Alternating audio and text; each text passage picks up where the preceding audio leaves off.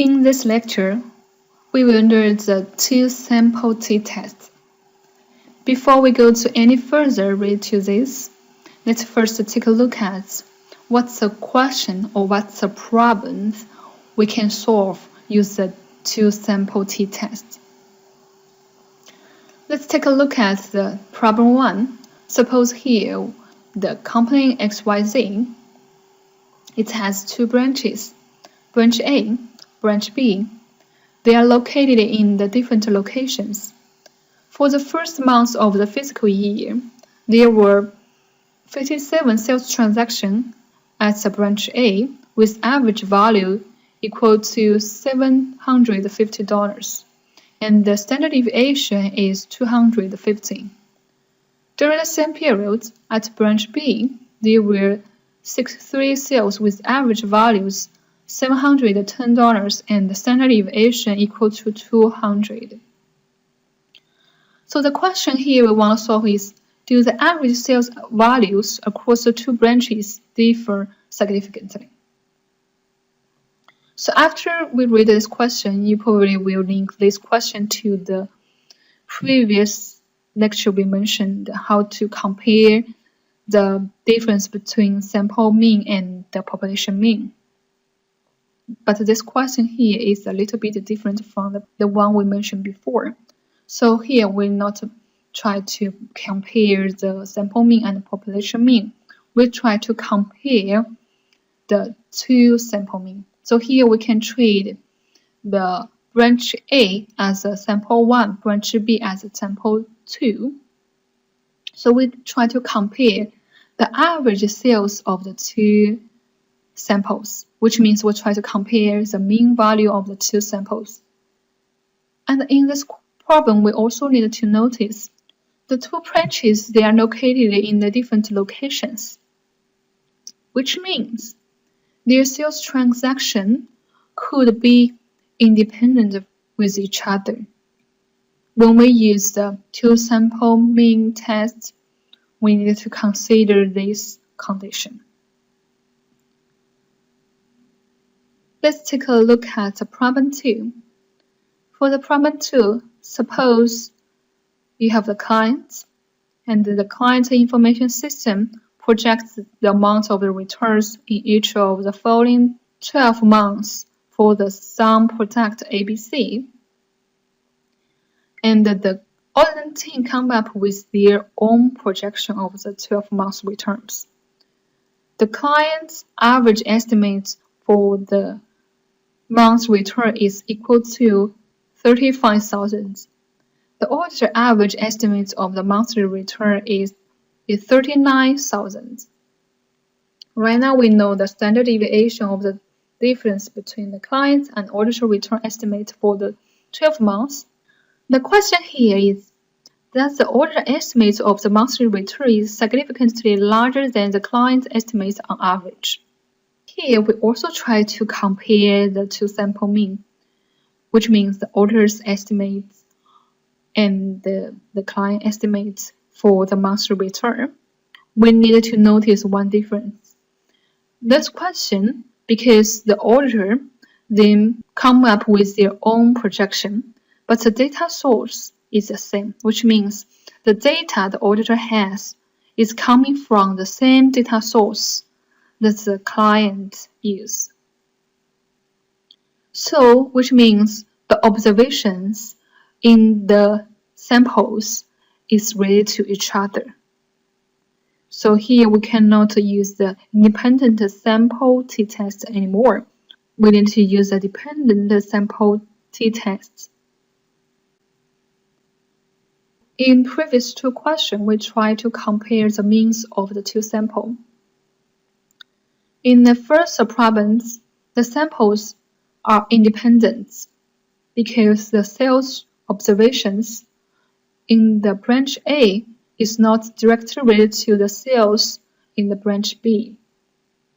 And the sales transaction in each branch are caused by the independent factors.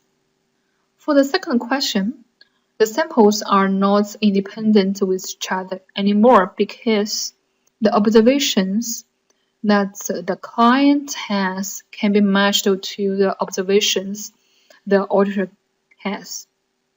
In this case, the samples are not independent with each other, and we can match the observations from one sample to another sample.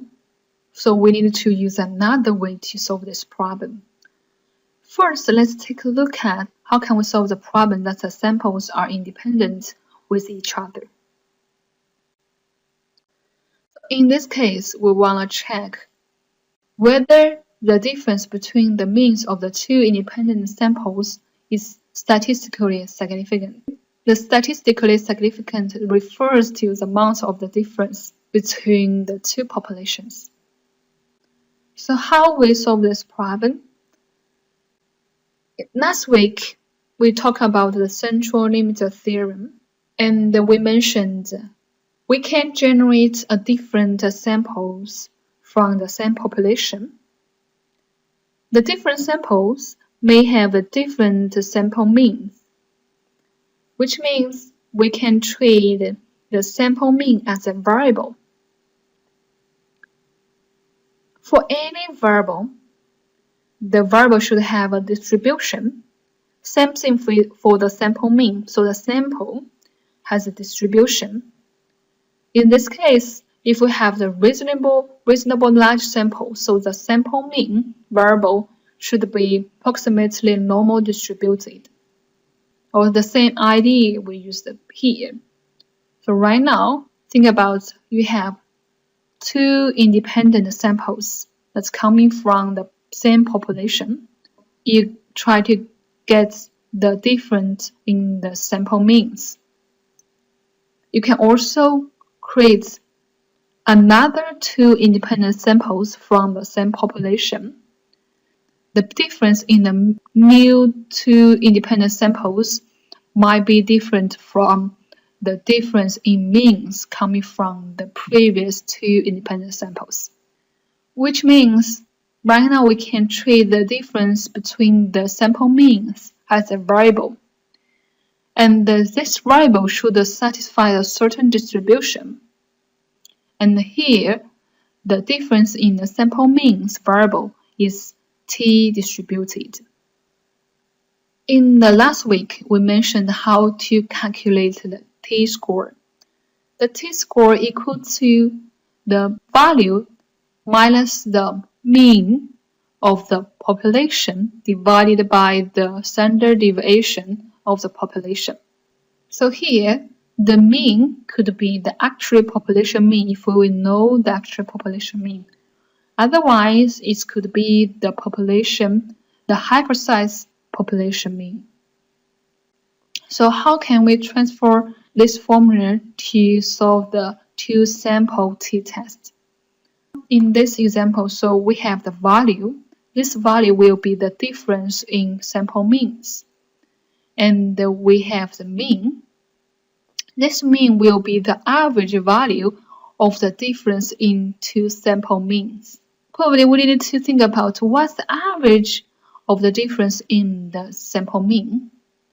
The hypothesized average of the difference in sample means is equal to 0. And what's the standard deviation? The standard deviation will be equal to the standard deviation of the difference in sample means. So that's why we come to this formula. The t-score will be equal to the difference in the sample means divided by the average value of the difference in sample means. And the hypothesized average of the difference in sample means equal to 0 divided by the standard deviation of the difference in sample means. So let's take a look at how can we calculate the t-score. So the t-score for the two independent sample t-tests can be calculated as this. The x bar 1 represents the mean of the sample 1, and the x bar 2 represents the mean of the sample 2. And this is the standard deviation of the difference in the sample means. How can we calculate this? Here I provided this formula. So we try to understand this problem instead of to remember this formula. Standard deviation of the difference of the sample means is equal to the standard error of the first sample is equal to the Sx bar 1 is the standard error of the first sample, and the Sx2 bar is the standard error of the second sample. And we know that the standard error equal to the standard deviation divided by the square roots of the number of observations in this sample. So we get the square of the standard error of the sample plus the square of the standard error of the second sample, and try to get the square root of their sum. So we can get the standard deviation. As I mentioned before, each the t statistics are coming from the t distribution associated with a certain degree of freedom. Same thing here. So for this t statistics, it has this degree of freedom. So the n1 is the number of the observations in sample 1. N2 is the number of observations in the second sample. So the degree of freedom will equal to the sum of the size of the two samples minus 2. Here let's take a look at how to generate the hypothesis for the two sample test. So the non-hypothesis here is there's no difference between the sample mean. For the alternative hypothesis, because we do not know the direction of the sample means, so here we just say the sample mean in sample 1 is not equal to the sample mean in sample 2. So here we just say the mean of the sample 1 is not equal to the mean of the sample 2. Here we set the significance level equal to 0.05, which means we want to get 95% confidence in our results. If the t-score we calculated based on our information is very extremely large or extremely low, and which only has a 5% case happened, we will reject the null hypothesis. Otherwise, we do not reject the null hypothesis. Which means if the t-value is extremely large and extremely high, we will reject the null hypothesis. Here we set the significance level equal to 0.05. As mentioned before, the t-value can be very large or can be very small. So here it's kind of we have a two kind of extremely value. So we need to create a two threshold. We divided the 5% into two parts. So here we set the first threshold is the T2.5 percentile of the T distribution. And this is a rejection region for those T value, which is very low. Another one, we set the T distribution. So we set another threshold is T 97.5 percentile of the T distribution. And if the T value is really large and located in this rejection region, so we will reject the null hypothesis, state that there is a difference in the means. So we need to calculate the t value based on the information we have. If the t value is located between the threshold, we do not reject the null hypothesis, and we state there's no difference in means. Otherwise, if the t value below the T 2.5 percentile or larger than the T 97.5 percentile, we will reject the null hypothesis and state that the means are not equal to each other. Let's take a look at the one-tailed test. Suppose you know that the mean of the first sample is larger than the mean of the second sample, so we can state the one-tail hypothesis. So in this case, we also set the significance level equal to 205. We want to have 95% confidence in our results.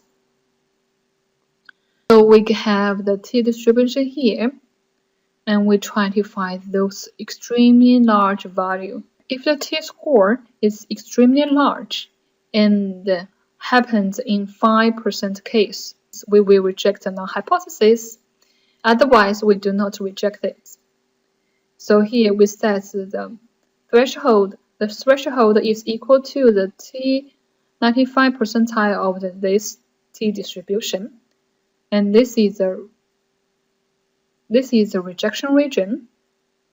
So if the t value we calculated based on those information is larger than the threshold, we reject the null hypothesis. Otherwise, we not reject the null hypothesis. So we say there's no difference in the sample means. Suppose you already know that the mean of the first sample is smaller than the mean of the second sample. You can say the alternative hypothesis that the mean of the first sample is less than the mean of the second sample. Again, here we set the significance level equal to 205. So we want to have 95% of confidence. So for this one, we try to find those extremely small t-value. So because the sample mean, the mean of the first sample is less than the mean of the second sample. So if the t-value is extremely small, so we reject the hypothesis based on the significance level. This can only happen in 5% case. So we set the threshold is equal to the t5 percentile of this t-distribution, and we generate a rejection region. And if the t-value is less than this threshold, we reject the null hypothesis in favor of the alternative hypothesis, which states that the mean of the first sample is less than the mean of the second sample. Otherwise, we do not reject the null hypothesis. After we introduce a method to deal with this problem, let's go back to this problem. Let's try to refresh the question. We have the company. The company has two branches, A and B. They are located in the different locations. For the first month of the fiscal year, there were 57 sales transactions at branch A with average value of 1,750 and the standard deviation equal to 250. During the same period, the branch B, there were 63 sales with average value is $710 and the standard deviation equal to 200. So we want to know, do the average sales value across the two branches differ significantly with the 95% confidence? As I mentioned before, because the two branches they are located in a different location, so we probably can assume that the sales at the branch A is independent from the sales at branch B. So we can use the independent sales t-test. So here we state the null hypothesis H0, the mean of the first sample, is not different from the mean of the second sample. The alternative hypothesis is the mean of the first sample is different from the mean of the second sample. Again, why we say the alternative hypothesis, the two-tailed test, because in this question, they just want to check whether the average sales value across the two branches differ significantly. They don't ask to check whether the sales in branch A is larger than the sales at branch B, verse-wise. So here we have those information. We know in branch A we have the observations. We have 57 transactions, and the average value is 750. And we know the standard deviation is 250. So based on those information, we can get the standard error of this sample is equal to the standard deviation divided by the square roots of the observations in this sample. So the standard error of this sample is equal to 33.11. For the branch B, we know the information we know the standard deviation is 200. So based on this information, we can calculate the standard error for the sample. So the standard error will be equal to the standard deviation divided by the square root of the size of the sample. So we can get the 25.2. So after we have the standard error for each of the sample, so we can easily to calculate the standard deviation for the difference of the two samples. Based on previous formula, the standard deviation of the difference in the two samples equal to the square of the standard error of the sample plus the standard errors of the sample square of the standard errors of another sample, and then get the standard roots of the sum. And as I mentioned before, the hypothesized average of the difference equal to 0. So here we only need to get the difference of the sample means. So it will be equal to the 750 minus the 710. Finally, we get the t-score equal to 0.96.